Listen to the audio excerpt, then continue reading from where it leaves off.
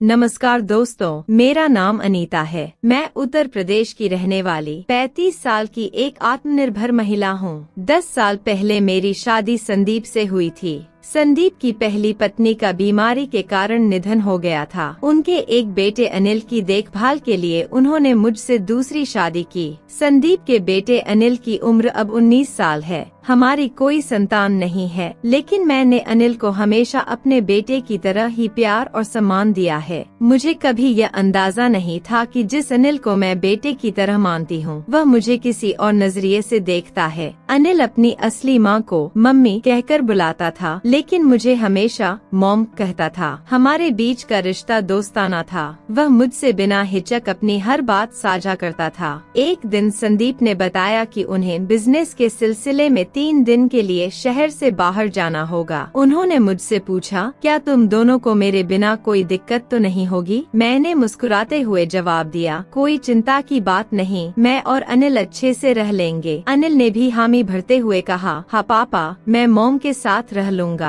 अगली शाम हम दोनों ने साथ में डिनर किया और कुछ देर बातें करते रहे। तभी अचानक अनिल ने मुझसे एक सवाल पूछ लिया, मॉम, आपकी शादी से पहले कोई बॉयफ्रेंड था? मैं थोड़ी चौंकी, लेकिन खुद को संभालते हुए कहा, बॉयफ्रेंड तो नहीं था, लेकिन कॉलेज में कई अच्छे दोस्त थे। फिर मैंने भी उससे पूछा, और तुम्हारी कोई गर्लफ्रेंड है? अनिल हल्का मुस्कुराया और बोला, मॉम, नंदिनी को तो आप जानती ही हैं। हम अच्छे दोस्त हैं, लेकिन जब भी मैं उससे कुछ चाहता हूँ, वह मना कर देती है, इसलिए उसे गर्लफ्रेंड नहीं कह सकता। मैं उनकी की बातों का पूरा मतलब नहीं समझ पाई, लेकिन उसके लहजे में कुछ अटपटा सा था। मुझे शक हुआ कि वह किसी गंभीर बात की ओर इशारा कर रहा है। रात काफी गहरी हो चुकी थी। अनिल की बातें सुनकर मैं थोड़ी उलझन में थी। मैंने सहजता से पूछा, अनिल, तुम क्या चाहते हो जो नंदिनी तुम्हें देने से मना कर देती है? अनिल कुछ देर खामोश रहा, फिर मेरी ओर देखते हुए बोला,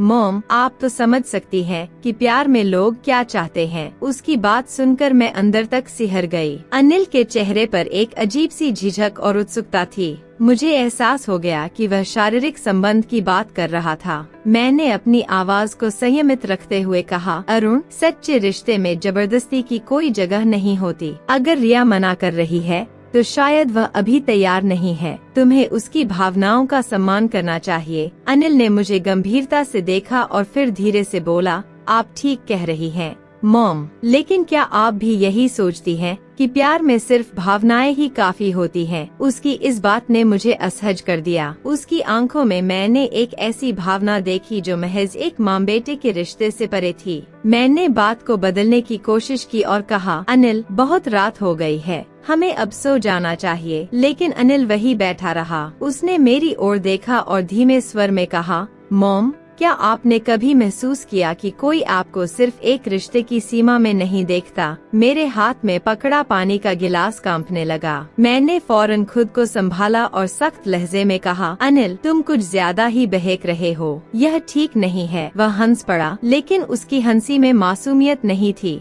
मैं उठकर जाने लगी, तभी अनिल ने मेरा हाथ पकड़ लिया और कहा, मॉम, क्या आप वाकई मुझे सिर्फ अपना बेटा मानती हैं? मैंने झटके से अपना हाथ छुड़ाया और गुस्से में बोली, अनिल, तुम क्या कह रहे हो? यह गलत है। उसकी आंखों में एक अजीब सी जिद थी। वह धीरे से बोला, गलत क्या है मॉम? प्यार गलत नहीं होता। मुझे पता है, आप भी यह महसूस करती हैं। मेरा सिर चकराने लगा। मैं उसके शब्दों से स्तब्ध थी। अनिल ने वह रेखा लांघ दी थी जो कभी नहीं लांघनी चाहिए। अब मैं इस स्थिति से कैसे निकलूं? क्या मैं संदीप को यह सब बताऊं या अनिल को समझाने का कोई और रास्ता ढूंढूं? उसकी बातों ने मेरे मन को विचलित कर दिया था। मैं तेजी से अपने कमरे में गई और दरवाजा अंदर से बंद कर लिया। मेरा दिल जोर जोर से धड़क रहा था। क्या सचमुच अनिल मेरे लिए ऐसा सोचता है? यह सवाल मेरे दिमाग में बार बार घूम रहा था। बाहर हल्की बारिश शुरू हो चुकी थी। बिजली चमक रही थी और मेरे अंदर भी एक तूफान सा उठ रहा था। रात के करीब 1 बजे अचानक मेरे दरवाजे पर हल्की दस्तक हुई। मॉम, प्लीज दरवाजा खोलिए, मुझे आपसे बात करनी है। अनिल की आवाज आई। मैंने कोई जवाब नहीं दिया। कुछ देर बाद उसने फिर कहा, मॉम, मैं जानता हूँ आप भी कुछ महसूस करती हैं। अगर ऐसा नहीं होता तो आप मुझसे यूँ नहीं भागती। प्लीज मुझसे बात कीजिए। मैंने गहरी सांस ली और खुद को संभाला। दरवाजे के पास जाकर बिना खोले गंभीर आवाज में कहा, अनिल, तुम जो सोच रहे हो वह सिर्फ एक भ्रम है। मैं तुम्हारी माँ हूँ और हमारा रिश्ता पवित्र है। अनिल की आवाज थोड़ी भावुक हो गई। लेकिन मॉम, जब से आप इस घर में आई हैं, मैंने आपको सिर्फ माँ की नज़र से नहीं देखा। मुझे हमेशा लगा कि आप मेरे लिए कुछ अलग हैं। मेरा सिर फिर चकराने लगा। मैंने कहा, अनिल, यह सिर्फ तुम्हारी भावनाओं का खेल है। इसे यहीं खत्म कर दो। तुम अपनी उम्र के उस दौर से गुजर रहे हो जब दिल और दिमाग आपस में उलझ जाते हैं। लेकिन ये जो भी है गलत है। अनिल कुछ देर खामोश रहा, फिर उसकी आवाज ठंडी पड़ गई। अगर मैं इस प्यार को गलत मान भी लूं, तो क्या आप वाकई इस एहसास को दबा सकती हैं? मॉम, मुझे गुस्सा आ गया। मैंने दरवाजा खोला, उसकी आंखों में देखा और सख्त लहजे में कहा, अनिल, अगर तुमने एक शब्द और कहा तो मैं संदीप को सब बता दूंगी। तुम्हें खुद पर शर्मिंदगी महसूस होनी चाहिए। अनिल का चेहरा फीका पड़ गया। उसने धीरे से कहा, मॉम, मैं आपको कभी दुख नहीं देना चाहता था। मैं बस अपने दिल की बात कहना चाहता था। मैंने गहरी सांस ली और कहा, अगर तुम मेरी इज्जत करते हो तो इस बात को यहीं खत्म कर दो। मैं तुम्हारी माँ हूँ और हमेशा रहूंगी। अनिल ने सिर झुका लिया और बिना कुछ कहे अपने कमरे में चला गया। सुबह जब मैं उठी तो अनिल पहले से ही तैयार होकर घर से निकलने को था। मैंने उसे रोककर पूछा, कहाँ जा रहे हो? उसने हल्की मुस्कान के साथ जवाब दिया, मुझे थोड़ा माहौल बदलने की जरूरत है मॉम। मैं कुछ दिनों के लिए एक दोस्त के पास जा रहा हूँ। मैंने सिर हिलाया और कहा, ये ठीक फैसला है अनिल। वह चला गया। कुछ घंटों बाद संदीप घर लौटे। मैंने सोचा, क्या मुझे उन्हें सब बता देना चाहिए, लेकिन फिर तय किया कि जब तक अनिल अपनी भावनाओं पर काबू नहीं पा लेता, इस बात को उठाना ठीक नहीं। अनिल चला गया था, लेकिन उसकी बातें अभी भी मेरे मन में गूंज रही थीं। क्या वह वाकई इस एहसास से उबर पाएगा, या ये एक शांत तूफान था जो कभी भी फिर से उमड़ सकता था? अनिल के जाने के बाद घर में एक अजीब सन्नाटा पसर गया था। मैं खुद को तसल्ली दे रही थी कि अब सब कुछ ठीक हो जाएगा, मगर दिल में एक अनजाना डर समाया हुआ था। क्या अनिल वाकई अपनी भावनाओं पर काबू पा लेगा, या यह कहानी यहीं खत्म नहीं होगी? संदीप के लौटने पर मैंने सब कुछ सामान्य दिखाने की कोशिश की, लेकिन मेरी बेचैनी उनकी नजरों से छुप न सकी। अनीता, सब ठीक है ना? तुम कुछ परेशान लग रही हो। अनिल भी अचानक कहीं चला गया। कोई बात हुई क्या? संदीप ने सवाल किया। मैंने हल्की सी मुस्कान बिखेरते हुए कहा, नहीं, बस उसे थोड़ा बदलाव चाहिए था, इसलिए दोस्त के पास चला गया। संदीप को शायद शक हुआ, पर उन्होंने ज्यादा नहीं पूछा। कुछ महीने गुजर गए। अनिल ने घर लौटने की कोई खबर नहीं दी, हालांकि वह फोन पर संदीप से बात करता रहता था। मैं खुद को समझा रही थी कि शायद अनिल ने अपनी भावनाओं को संभाल लिया होगा। फिर एक दिन संदीप ने बताया, अनिल वापस आ रहा है। उसने कहा कि वह अब अपने करियर और पढ़ाई पर ध्यान देगा। मुझे लगता है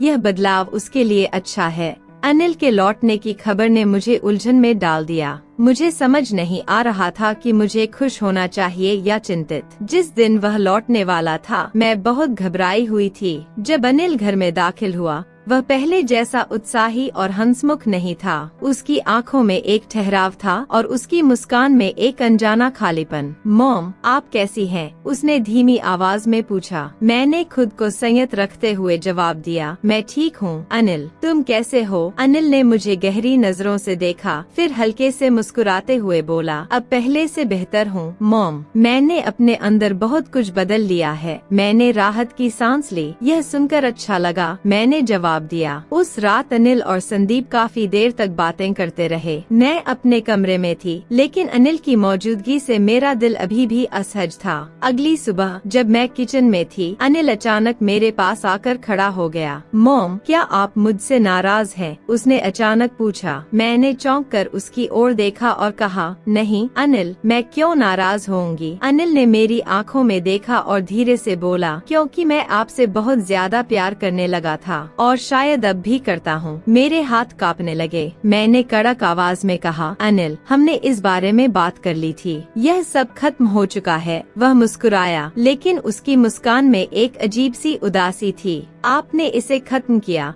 मॉम, मैंने नहीं। अनिल सचमुच बदल गया था या यह सब दिखावा था? क्या उसकी भावनाएं वाकई खत्म हो चुकी थी या वह किसी और इरादे से लौटा था? मैंने खुद को संयमित किया और सोचा, क्या मुझे अब संदीप को सब कुछ बता देना चाहिए? तो दोस्तों, यह थी आज की कहानी। आपको यह कहानी कैसी लगी? कृपया अपनी राय कमेंट बॉक्स में जरूर लिखें। अगर आपको यह कहानी पसंद आई हो तो वीडियो को लाइक करें, चैनल को सब्सक्राइब करें और बेल आइकन को ऑन कर दें ताकि हमारी नई वीडियो की सूचना आप तक तुरंत पहुंच सके।